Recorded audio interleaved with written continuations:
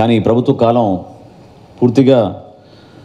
పూర్తవుతున్న సందర్భంలో ముఖ్యమంత్రి గారు కూడా ఎక్కడ కూడా ప్రెస్ కాన్ఫరెన్స్లు పెట్టరు, ఎవరితో కూడా చర్చించరు.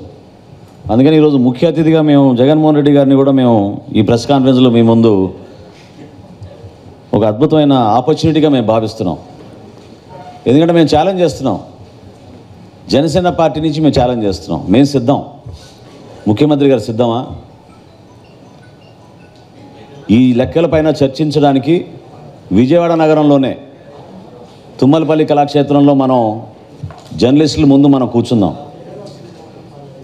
ఈ రాష్ట్ర ప్రభుత్వం చేసిన అవకతవకలు, అవినీతి కార్యక్రమాలు, ఈ 5 సంవత్సరాల్లో వాళ్ళు ఏ విధంగా ప్రజల్ని మోసం చేసి, లెక్కలు తారుమారు చేసి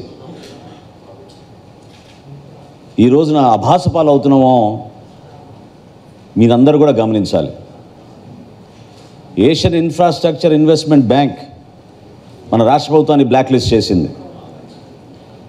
బ్రిక్స్ బ్యాంక్ మన రాష్ట్ర ప్రభుత్వాన్ని బ్లాక్ లిస్ట్ చేసింది.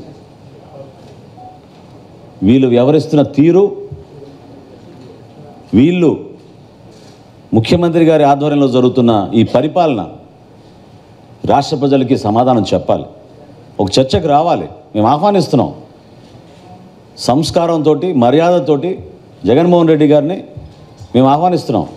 ఒక చక్కటి వేదిక ఏర్పాటు చేసుకుందాం, రండి మాట్లాడదాం.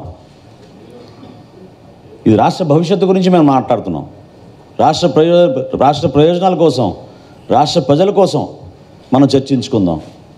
ఎందుకు మీరు అనవసరంగా గొంతు చించుకునే విధంగా ఉపన్యాసాలు ఇచ్చి, సంస్కారం లేకుండా ప్రతిపక్షాలపైన మీరు దాడులు చేసుకుంటూ వెళ్తే, ప్రజల్ని కూడా రెచ్చగొట్టి దాడులు చేయమని మీరు ప్రోత్సహిస్తూ ఉంటే అది ఎంతవరకు సబబు చెప్పండి.